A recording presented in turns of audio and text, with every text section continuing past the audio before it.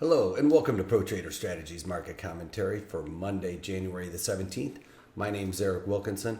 I hope all of you guys had a great extended weekend here in the United States for Martin Luther King Jr. holiday.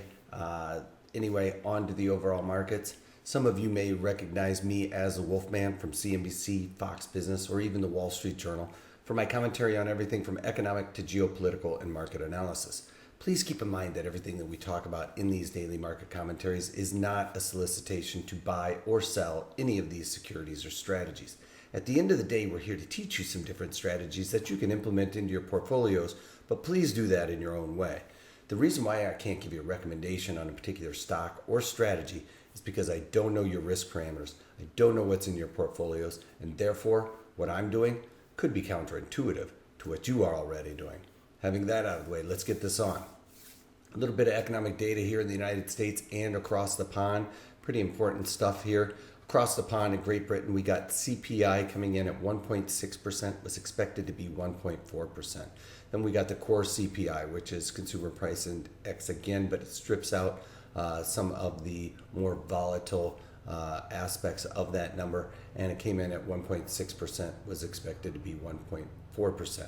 Then we, on the other side of the coin, we got the manufacturing side, which was the producer price index, came in lower than expected at 1.8%, was expected to be 2.2%, and then the PPI output number came in at 0.1% versus expected 0.3%.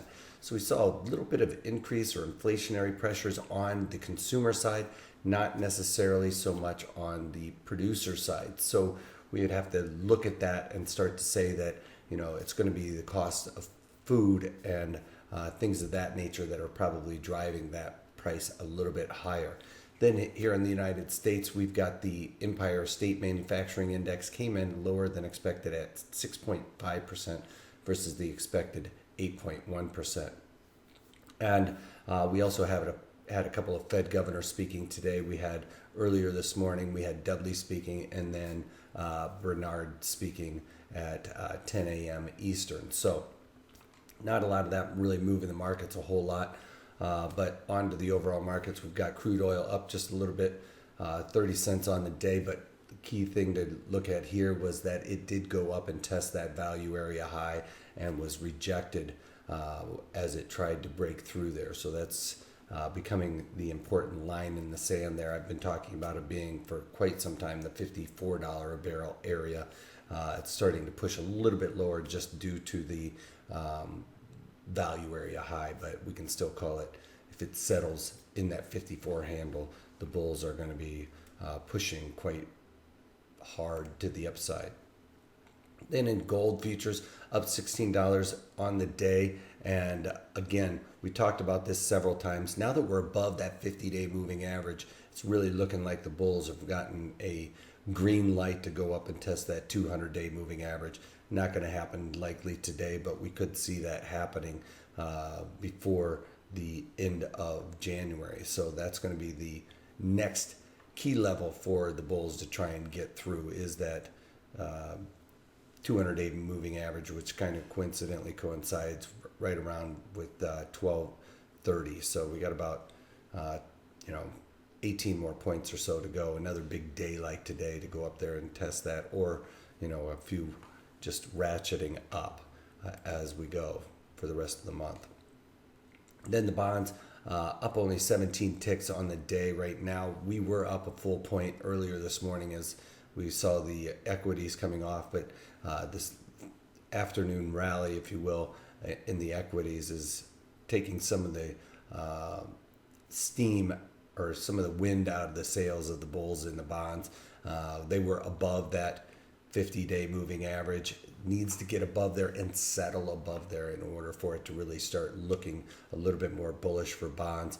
But they went up there, made a valiant effort at trying, and have since really started sliding off. So again, just because it goes up there and bounces above it doesn't really hold it as much weight as if it settles above there for the bulls to try and get above it and settle above that little line in the sand.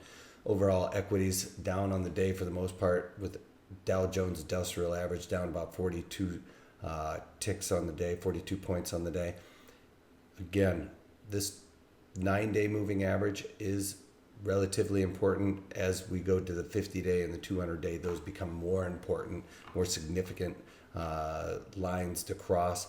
200-day is more like a moat. This is like a line in the sand, and this is probably a fence, if you will, if you think about it as in hurdles to get through.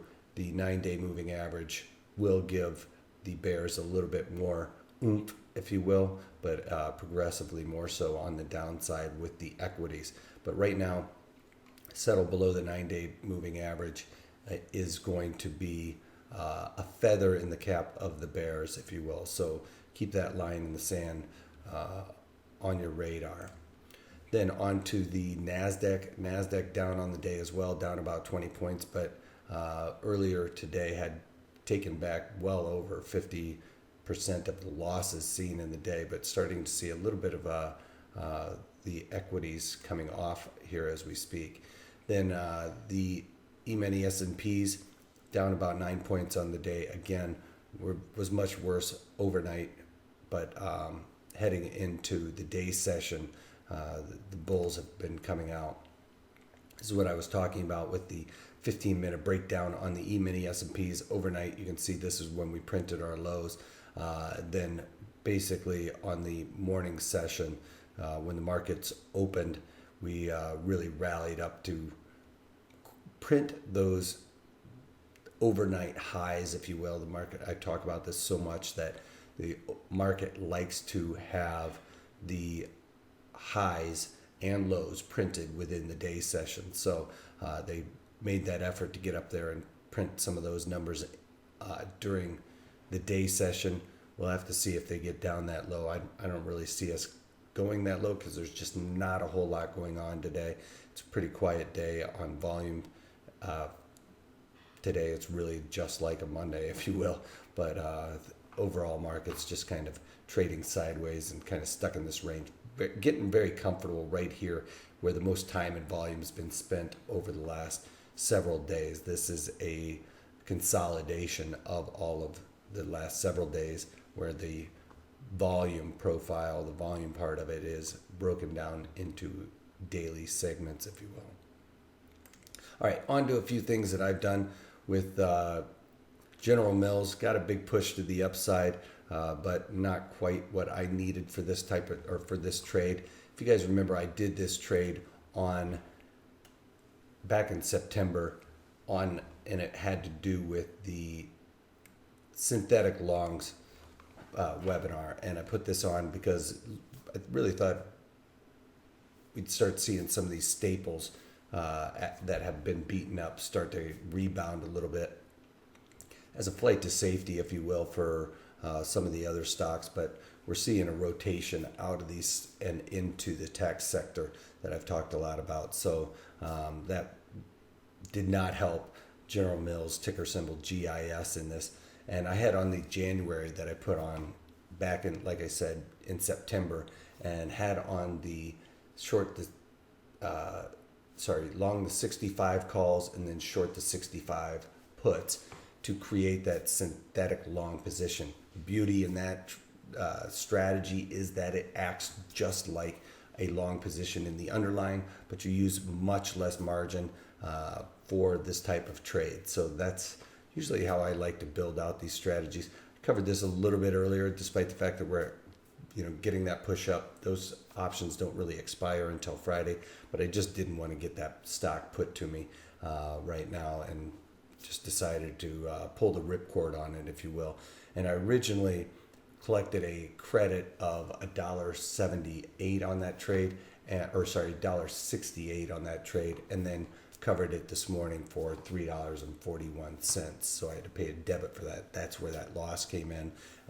But again, that's the way the markets go. It's a 50-50 probability when you're doing these just long or just short stock, because that's the way the probabilities lay out. That's why I talk about using all these other strategies around it. I actually, when this market came off and originally put that on, saw it was going against me and sold some calls against it. I sold some 65 calls, and I think I collected 25 cents for them, bought them back for 4 cents, but that was just to try and lower my overall cost basis on that trade too. So that's also a way that I talked about during these daily market commentaries as to how to manage that type of risk, lower your overall outlay of money or loss to manage some of that risk. And I did that in there so that it wasn't quite as bad as just losing about, what is that, $1.50 or something like that. So ended up lowering that, so stayed mechanical with that, so it didn't sting quite as badly. Then also with oil, talking about oil coming back off today was an opportunity for me with USO to get out of that trade as well. And in USO, I had on the January 11 straddle that I originally sold for 78 cents, bought it back for 49 cents today. So right around 35% of my max profit on that trade, in line with my rules for the straddle. The thing is on Friday wasn't looking that good. So today everything kind of came in with the theta and everything else. So it was allowing me, the theta, the market direction is kind of right where it was on Friday, but with that theta decay allowed me to get out for that 30% of my max profit. I was working that last week and never really got hit on it, but got the opportunity today to get out of that one. The other trade that I'm also looking at, haven't gotten filled, is one that has to do with Friday's webinar that we did on the call butterfly. It's the short call butterfly webinar, and it's basically where you're selling an in the money call, buying two at the money calls, and then selling an out of the money call. Seems very easy. Like, why would I need to do a whole webinar on it? Because if you just go out there and implement this strategy haphazardly without following my rules on this, you're not going to have a high probability of success. So I go through all the rules as to how to set this strategy up so that you can increase your probability of success. As a matter of fact, with this strategy, you could actually build this strategy out where you have absolutely no chance of making money. And you can actually, by initiating this strategy incorrectly, lock in a loss from inception. The one thing that we can control is our order entry. And that is one of the major ways to set yourself up for success. And I talk about how you can do that with this strategy in that webinar. So you can go to protraderstrategies.com, sign up to get that sent to you.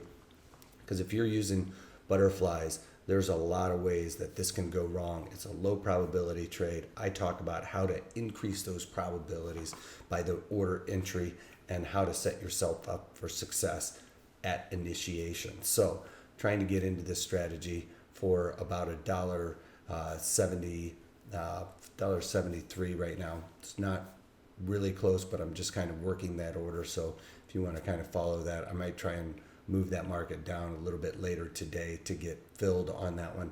But as of right now, I'm kind of playing it patient to get the best price I can on that. So go to protraderstrategies.com, sign up for that webinar. It's a really good one, and I will show you how you follow these rules. You notice if you've been watching these daily market commentaries, I don't use a lot of these strategies because the stars really have to align for this one in order to implement this strategy. So it's kind of working out with this Oracle. If I can get filled at my price, it'll be great, and I'll let you guys know tomorrow if I got that one. All right, so that's all I got for you guys today. If you can't take that, take it easy.